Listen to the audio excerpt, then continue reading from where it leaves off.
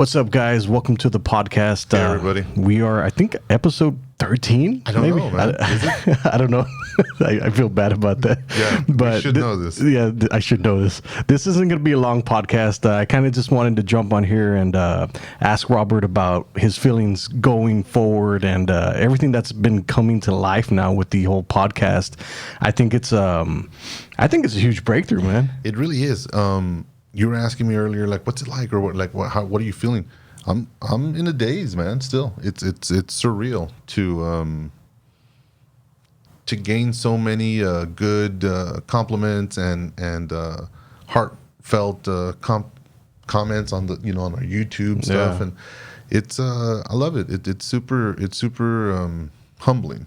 So before we go on any further, don't forget to subscribe. That's the one thing I always forget is to tell people to subscribe because we do have a lot of content, and I know people might get lost. Yeah, with definitely. the amount of content that's on there. That's what I get that the most. When people will come up to me and tell me they always forget what episode they're on. Like, well, I just remembered this one, and they'll give me the a piece of it, and I'll be like, oh, okay, you're on this one. So yeah, it's a lot. So subscribe and hit the like button and share and do all the good stuff for us. You know what's funny about it too is that some of them are really long, and I think there's a couple that are short. And I was at a comedy show the other day, and one of the comedians noticed me, and she's like, "I promise, I've been wanting to see your podcast, but I don't have 17 hours of my life to waste." I get that a lot too. Unfortunately, it is a long story, but it's worth hearing. And even if you do it in pieces, like on your way to work every morning, I promise you it'll get to the point to where wherever it is that you're listening to, you're going to want to rush back to that spot or that scenario, whether it's driving home or to work, to finish it. So Absolutely. Just keep listening. Yeah, and it's on YouTube, Spotify, iTunes. We're trying to put it everywhere, but I put it on YouTube first because and full transparency, I'm a YouTuber. I get paid by YouTube, and this is bringing in some money. Not as much as people think. I think if they think you're a YouTuber, you're like, wow. Yeah, you're it's up made. there. Yeah, it's made. That's not at all how it works. But full transparency, obviously, we're trying to do a lot of things with this podcast. It is a lot of work. It does take a lot of time. And from everybody's parts. I mean, Gustavo Definitely. drove down from Austin. He did. Roland's come down several times from San Antonio. Tony's taken time off of his busy schedule to be with us.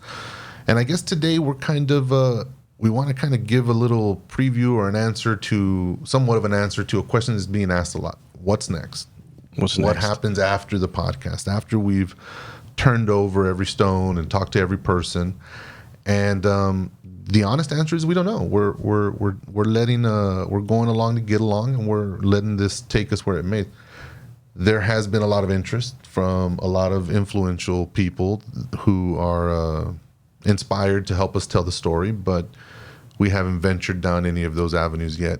Josh and I are going to try to put something together here ourselves before we really start marketing the story's potential to be told in a more visual way than just listening. Yeah, absolutely. Because I think like when the first time you told me about this story is it compelled me. And I think people are starting to see that now. Yeah. And I think an experience. And I think experiencing it on the big screen or in a different documentary style merits what this story is. Definitely. As well as all the participants have done to help us tell the story, it's a lot to imagine. It's a lot to try to, it's just a lot to try to envision. And I think the story has the potential to keep people's focus, so you guys can watch it either in a documentary series or on the big screen, like you say. Yeah. But we're not quite there yet. We're working, we're putting pieces together, and hopefully we'll be able to assemble something that'll gain some momentum. Absolutely. And of course, we want to give a shout out to Cine El Rey and also Society 204. Absolutely. We had a couple of screenings, which was for the audio experience. And pretty much what it was I put some sound effects behind the actual first podcast with Robert talking. And then we did like a video format style on the second part. That's right. But it was really well received. It was. And not to brag or anything, but I think that everybody who was there was really engaged and really liked what they were being a part of now, becoming a part of, Yeah. because so few really knew what happened that night. And to be in an audience being told or explained in detailed event sequences as to what happened is very enlightening. And so, yeah, I think the screenings went really well. Absolutely. And like we said, we got a lot of great feedback too.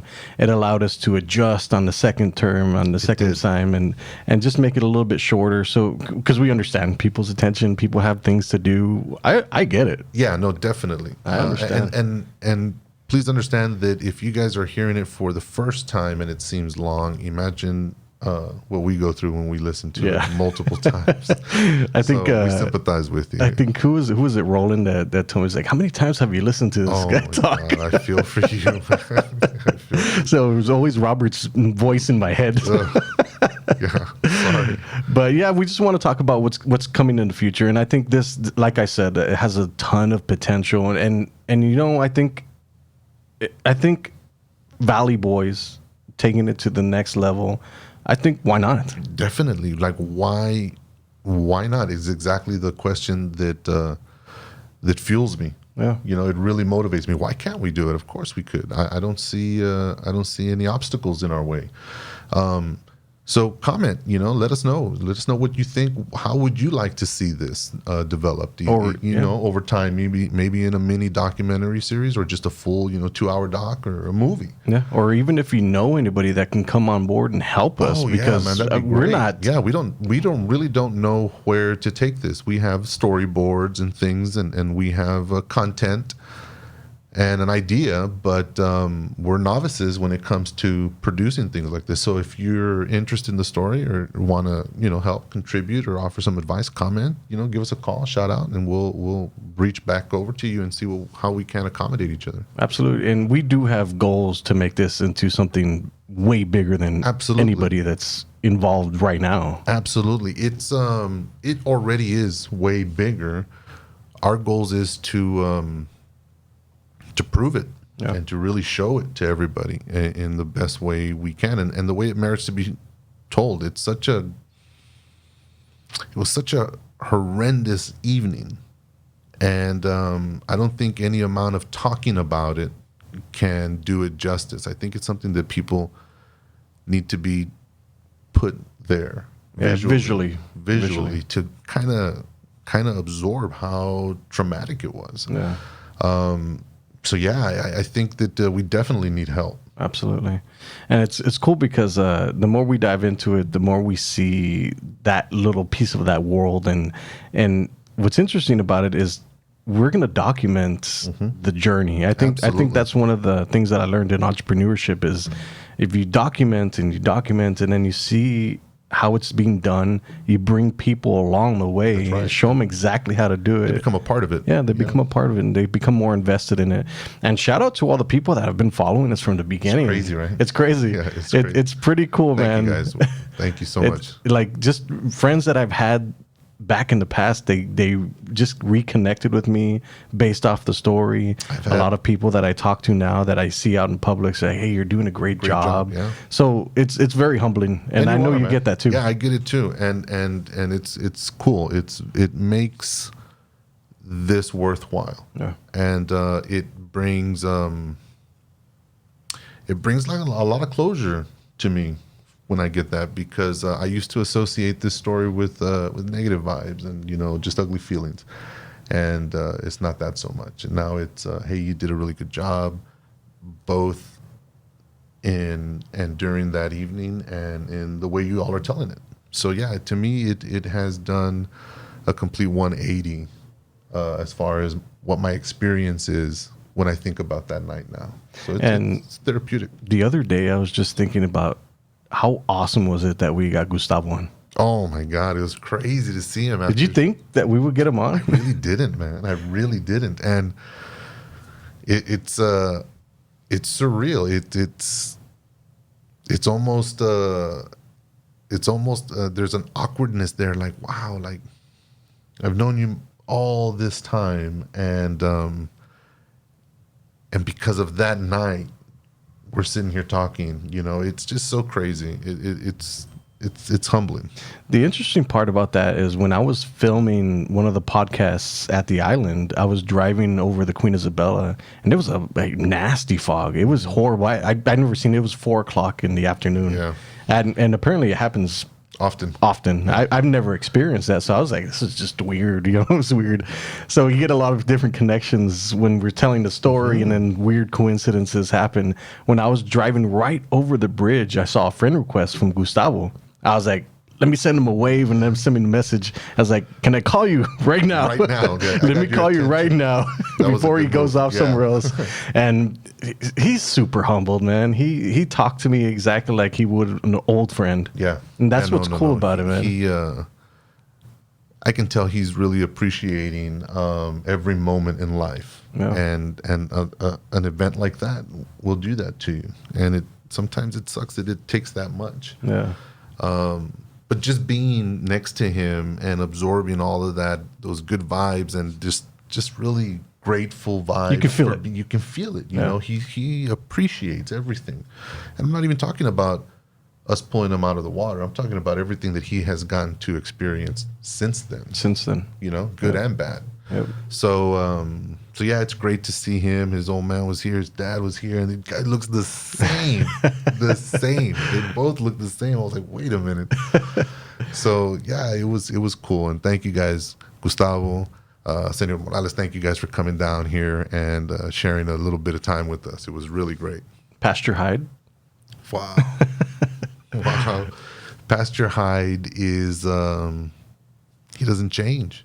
He doesn't change. He obviously he ages a little bit. Pastor Hyde, it's okay, we're all headed that way, but 20 years later. I mean, the building, the vibe, the sincerity, it's the same person who was 20 years ago. And yeah, shouts out to you, Mr. Pastor Hyde. Thank you for hosting us. Yeah, and a lot of people were commenting too that they can feel his warmth. Mm-hmm. And that's exactly what you felt. It was like you walked in there, and it's like you're talking to just another friend that's been there forever. Been there forever. I'd never met him before, and I got that vibe. I was like, this guy's cool, man. Yeah, It's like, yeah. There's just something about him. You know, there's just something warm about him. After that podcast, a lot of y'all don't know, we actually went to the very spot on the Port Isabella side of the bridge where Pastor had first encountered us. And we sat there and said a little prayer and stuff. It was nice. It was super reminiscent of the evening, but without all the pain and chaos. So thank you, Pastor Hyde, for that. That was a treat. do you feel now that going through this whole thing that you'll be able to leave the negative part out of the whole situation, or is it something you're still going to carry? I think I have. I think I already have left all the negative stuff away from it. I don't believe that it affects me anymore the way it could have in the past, or the way it used to in the past. There's something about combating memories and emotions and feelings and stuff like that in your mind while you're alone. You have to let it out. You have to talk about it, and I think that's why therapy and communication and things like that is super important, because the more I talk to myself about it and the more I focused on my memories alone in my mind, the more I dwelled, and it would just snowball from there. Talking about it, you give it to somebody else, you see the impact it has on them, and you realize, I've been dealing with a lot. Look at how it's impacting this individual. They weren't even there, and they're shocked over this. So my emotions are right. This isn't something normal. And you get to, every time you say something out loud to somebody who isn't judging you, who's just there simply to help you carry the load, it's therapeutic. So I like to think that the negativity that night brought me for years is gone. I didn't realize that when Gustavo said it, that he was the last one to fall Fall off the bridge, yeah. That is I never knew the sequences. Yeah, it would be interesting to find that sequence, Celeste. Maybe you can. Yeah, maybe you can help us. I always give a shout out to Celeste because let's be honest, she has propelled us to giving us so much knowledge. So she's like the blueprints of the things that we talk about. The Wizard of Oz behind the and that's curtain. because you've never even met her or talked to her. No, I have no. I don't think I could point her out in the lineup at this point. But she said that she would come out in a podcast. So Celeste, come on we down. are going to hold you to that. Yeah, definitely. But yeah, before we finish off the podcast, like I said, we're not going to keep it this long. Do you want to say anything else before we finish off the podcast? Yeah, I'd like to open yet again another invitation to Bridget, maybe to Renee. I know that you're not receiving this as well as we were hoping to, but I really don't even want to talk about that night. I just want to talk about how the future could be. Let's revisit. Let's close the circle and really, really, really finish once and for all that evening and leave it in the past. I think a reunification of us could help. Yeah. So that's kind of where I'm at. Humbly, a request. Honor us with your presence and your input. And if you can't, we understand. And we don't mean to push. God bless everybody. And thank you all so much for watching. Once again, guys, make sure you also subscribe to the podcast. We're going to keep this going as long as we can get credible information from credible people, credible sources. I know we're still missing Leroy. Leroy is another part of the puzzle, the fourth fisherman. Yeah. So eventually we're going to start chipping away. And if it takes a little bit more time, we're going to do our due diligence to try to get the main people that were on here. And if it means skipping a few episodes or a few weeks because we had to do that, I mean, I just want this to be as organic as possible and try to let it grow naturally. And I think so far with ads, not completely organic, but we've reached about 800,000 people. Wow. And that's a lot of people. So I know a lot of people are interested in the story just because it's such a tragic event. It belongs to all of us. Like I always heard you say that, but I never felt it until we started doing the podcast more, starting to listen to it, and it became part of me. It becomes ours because that bridge is ours. We share it. There's no two ways about it. It is an absolute necessary thing that we all have to use to get to South Padre Island. Yeah. South Padre Island belongs to all of us. Therefore, the bridge by proxy belongs to all of us. It happened to all of us. Absolutely. So hop on board, jump on the bandwagon, listen to our stories, listen to the podcast, subscribe, and share it. All right, guys. We will see you all next time. Be safe. Have a great night.